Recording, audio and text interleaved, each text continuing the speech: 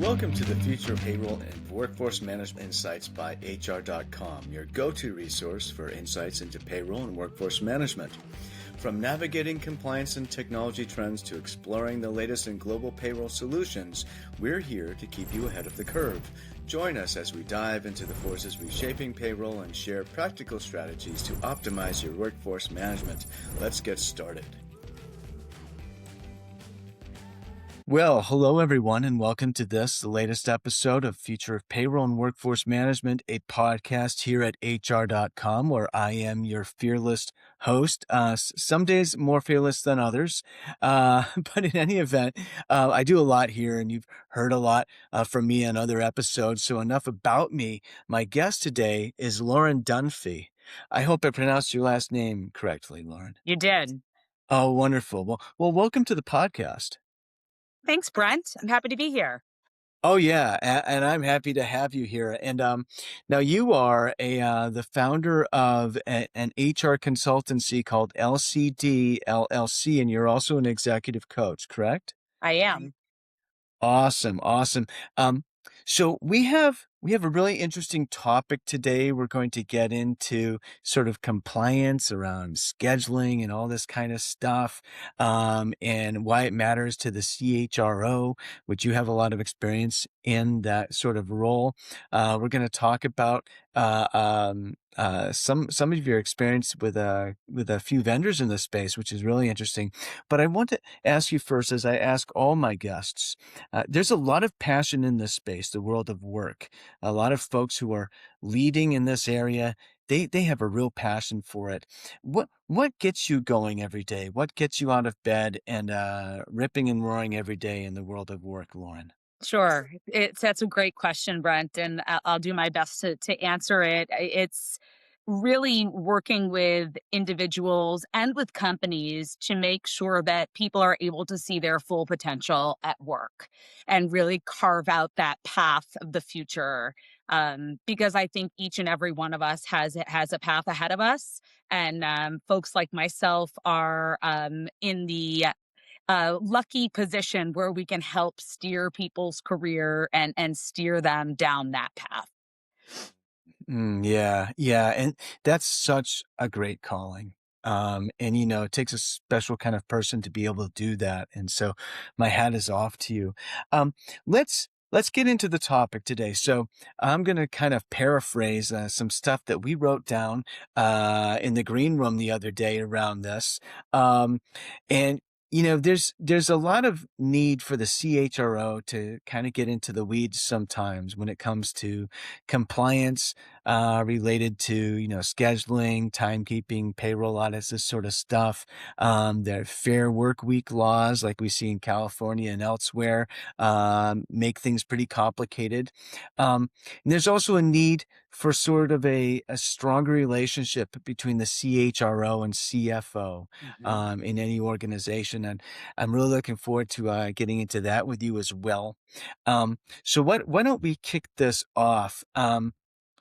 What does education, technology, and accountability look like in practice? Sure. Yeah, As it relates to Fair Work Week and predictive scheduling. yes, Yeah. exactly. So, kind of going back to where we started, we really, as HR leaders, cannot ensure that people meet their full potential if we are not taking care of them first and really being compliant with the law. So, compliance, although it's not sort of the most glamorous topic, it's table stakes in terms of taking care of your people. So, for education, these Fair Work Week laws, whether it be in California, New York, or beyond, they're very complex. And working within the restaurant industry, it's really, really critical that the CHRO and HR leaders are educating restaurant managers how to comply with these very complex laws. So that is really number one in making sure to drive compliance. When I was at Shake Shack, we really set out to educate every single one of our managers in the basics of these laws. And as we continue to grow our programs, we even layered in certification programs. So these managers were actually certified to schedule correctly within the letter of the law, knew when premiums were due to employees based on changes in those schedules. And that's really where we started. Hmm. That's interesting, that's interesting, and you were the CHRO at Shake Shack, right? I was not. I was Oh, you senior vice president. oh, okay, okay. Yes. Yeah, so similar, but not quite. Yeah, a position of leadership in HR, Yes. that's really interesting. So, you know, how should so there's a lot going on here, and I wanna get into, some of what you just talked about, but first, let's kinda shift gears a little bit and pivot. So, Sure. you know, we have HR and finance, and they sometimes, we want them to split responsibilities, so that they can stay in lockstep. How do you divide and conquer when it comes to HR and finance, when it comes to sort of scheduling compliance, payroll risk, managing Sure. payroll risk, enforcing workforce cost controls, this kind of stuff? Yeah. Well, first and foremost, HR and finance need to be on the same page as it relates to scheduling a large hourly workforce, especially when you think about driving compliance to these type of laws. So, for example, within Fair Work Week, you really are supposed to give the employees a predictive schedule. So no longer can you toggle and send employees home early or cut them from the schedule without having to pay out some premiums. So clearly, finance needs to be on board there to understand, do we stick with the schedule as written, knowing that we may be overstaffed at times, or do we end up cutting staff, cutting shifts, and having to pay those premiums out on the other side? So I think from a workforce management perspective, and just generally planning for labor, particularly in the QSR business, it's critical that HR and finance and payroll are all holding hands, not only to drive compliance with these laws, but also to understand what sort of a financial impact it may have on the business. Now, on the flip side of that coin, Brent, the CFO needs to understand the penalties and the fines and the fees if a company is not compliant with these types of laws. As you've seen in the media recently, with Starbucks and Chipotle having to pay out millions of dollars, not only to employees, but also to government. Because they were not compliant with Fair Work Week laws. So, of course, not only does the CFO need to be on the same page there, I would argue that the CEO needs to be on board as well, because these could have some serious financial implications down the road. Yeah, yeah. It's really interesting, right?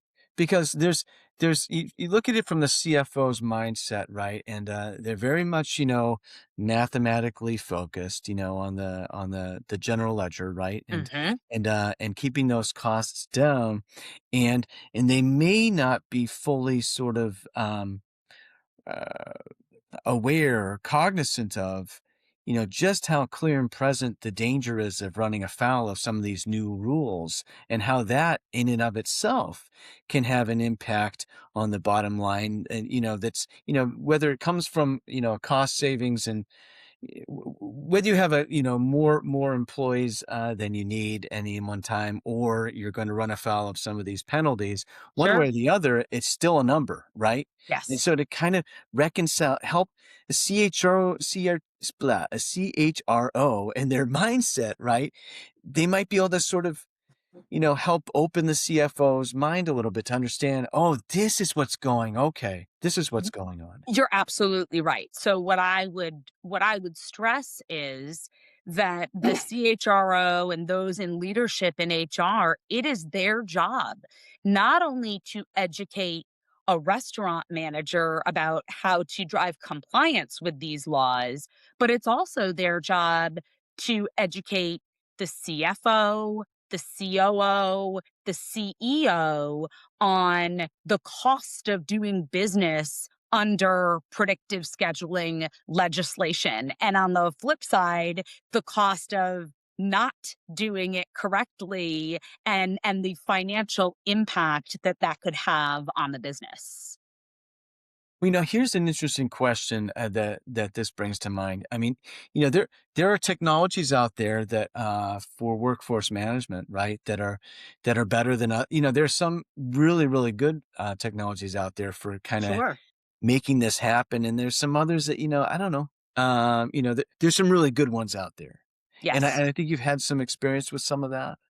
I have. So, in fact, when we were working to drive compliance at Shake Shack, we realized that we needed not only the education piece, but we needed that technology piece as well, to support our managers in writing compliance schedules, to Right. flag when a schedule was out of compliance or a shift was out of compliance, and also do some of that calculation to let us know where premiums were due. And we embarked on an RFP to really find the right scheduling system that would be our partner in compliance, if you will. And while I was there, we actually implemented a system called Harri. It's HARRI. We looked at many systems, the big, the smaller, and everything in between. And the number one criteria was to have a partner that was building a system with compliance in mind. Yeah. It was interesting here, just going back to the education, technology, and accountability, that compliance playbook really that we're, sort of the three pillars of it.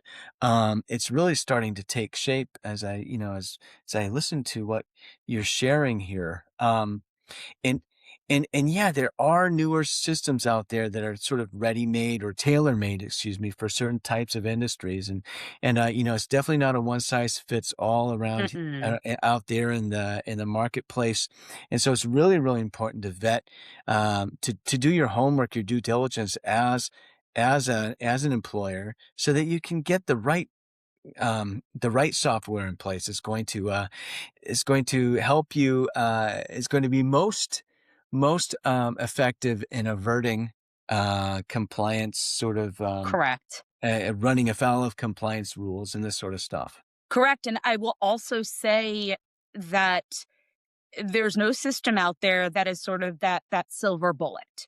So not only did we have to select the right system for us, we needed to have a very deep partnership with the folks at Harry to make sure that the system was continuing to meet our needs. So it wasn't sort of a set it and forget it. We were actively continuing to have conversations to continue to improve the system, not only for our company and for our team, but for others. So I think that's a critical piece. It is, and it what's interesting about that is it sort of gets into this idea, that's just a little bit of a tangent, but I think it's relevant. It's this idea that, you really need to have a vendor in place that's going to be collaborative with you, right? There's Absolutely. yeah, I mean, there's you can just there can be the best technology out there, objectively speaking on paper, right? Or on the computer screen, I guess, let's put it that way, right? Sure. And but if it's implemented, if they just kind of give it to you and say, okay, go ahead, implement it, deploy, go play. that's Yeah. that's a recipe for disaster. As you could have and Harry, I happen to know of Harry, and I quite well, and they do have a great system. But just hypothetically, you could have just sort of a mediocre so-so system. But if you have a partner in your vendor that's willing to work with you and has a collaborative relationship with you, Yes. that can overcome a lot of technical deficit. 100%. And I think it's a win win because it only makes the system better. And it allows the company to make sure that we are adhering to the law.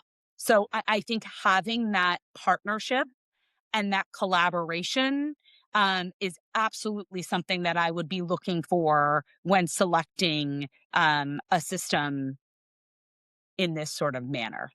Yeah, yeah. Are there any, um, other sort of red flags or green flags to look for when it comes to, vendors in the space, specifically, vis-a-vis sort of, complying with Fair Workweek laws? Sure. I think the simplest first question to ask is if they have an awareness of these laws and what aspects of the technology help a manager schedule compliantly. And that was the number one question that we were asking. And what we loved about Harry was they had a deep partnership with a law firm that we happen to know really understood the ins and outs of the law. And that was a piece that brought me comfort, knowing that they were building this system in a compliance first mindset. So that to me is hands down critical. If you're looking at a system and the folks don't even know what the law is, it's not going to work in the way that it's intended to. I think, again, going back to the collaboration piece and understanding what that partnership looks like post implementation, and if there's that openness to listen, is key.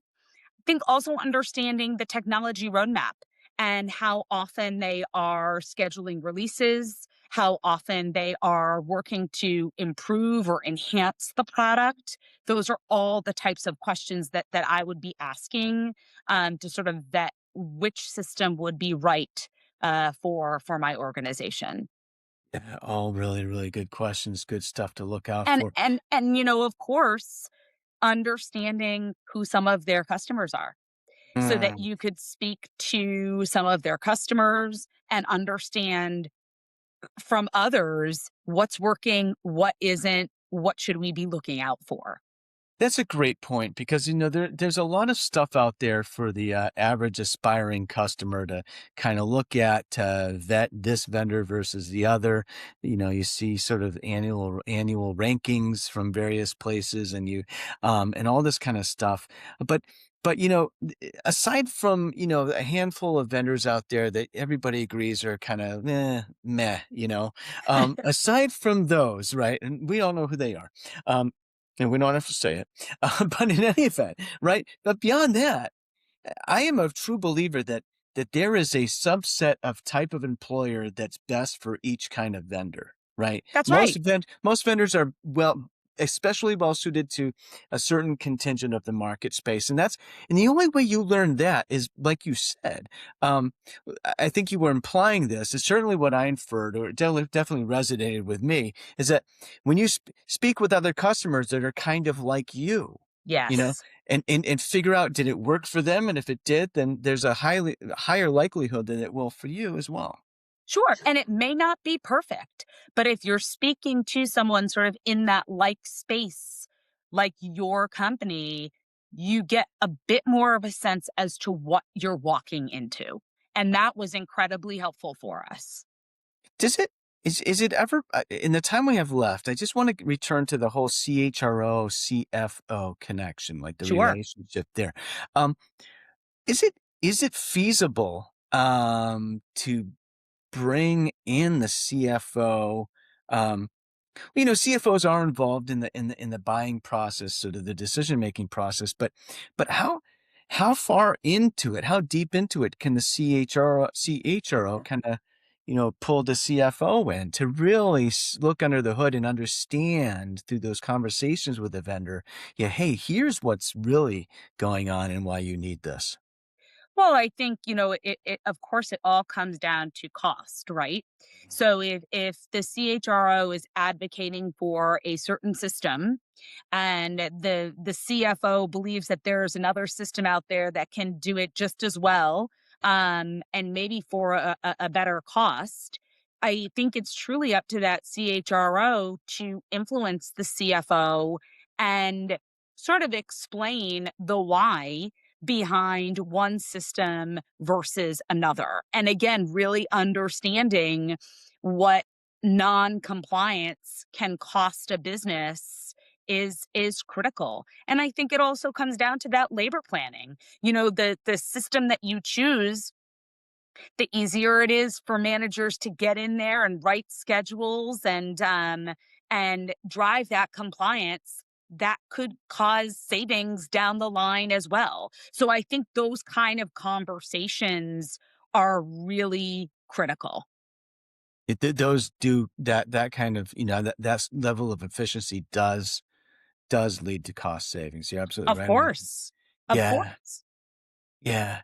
And for us, we rolled out Harry across all 350 plus restaurants, not just our Fair Workweek restaurants. So when you think about that, that is a significant financial investment. And I would say all leaders on that C-suite need to be involved, whether it's the chief technology officer, CFO, CEO, COO, and of course the CHRO. So this is very much a collaborative conversation at, of course, the highest levels, but they need to have that general awareness in order to make that decision going forward for the organization. Yeah, it's also a good way to sort of just help them sort of raise their awareness around the employee experience as well, because complying with fair work week laws. Let's face it, they're designed to help improve the employee experience. We don't That's want right. folks clopening and this kind of stuff. I've heard that term, closing the night before and then opening Oh, the next yeah. morning. You get home at 1 a.m. and you got to get up at 4 a.m. and this crazy stuff. I would lose my mind. So in Yeah. any event, this is really interesting stuff. And I wish this podcast were longer, but it's only about 20 minutes. We try to stay to 20 minutes and we could talk about this all day. Um, We could. yeah. Thank you so much, Lauren, for joining us for the podcast. Thank you very much. Thank you. Thanks for tuning in to the Future of Workforce Management and Payroll Insights by HR.com. We hope today's episode brought you valuable insights and fresh perspectives on the future of payroll and workforce management. Be sure to check out more episodes and explore resources at HR.com/podcast or wherever you listen to podcasts. Until next time, keep innovating and making a difference in the world of payroll and workforce management.